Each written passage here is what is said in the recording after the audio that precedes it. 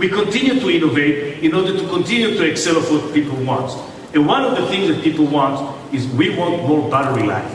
And one of the things which is impacting our battery life is the screen, which consumes so much power. So in order to show it, let me show you what can we do and how can we save power on the screen. Hi, Corey. Good morning, Lily. How are you doing? Live and kicking. All right. 10 minutes to go. What do you show us? All right, here we go. Well, we've got here two identically configured systems. The only difference between these two systems is the system on your left is using a traditional LVDS panel. This is the traditional screen that people are using today. Absolutely. The system on the right is using an EDP 1.3 panel, which includes this new technology called panel self-refresh.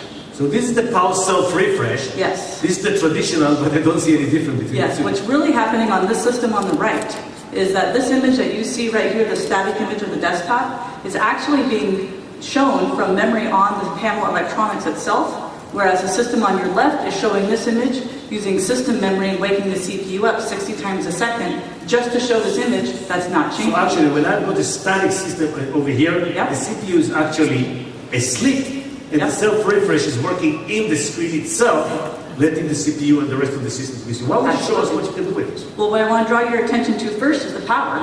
So the power savings that you get when you have these storing the image statically is going to be about 500 milliwatts between this LVDS system.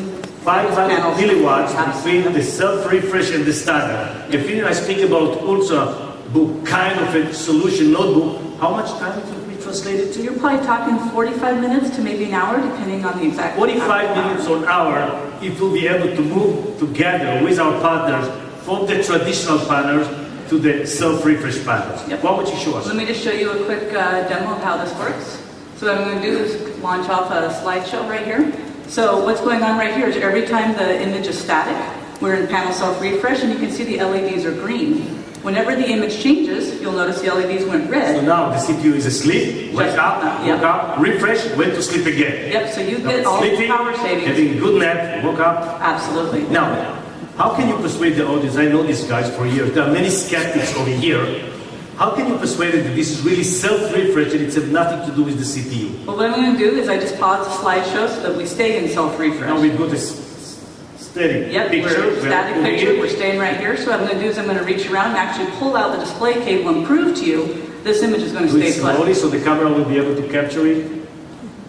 Yes. And there we go.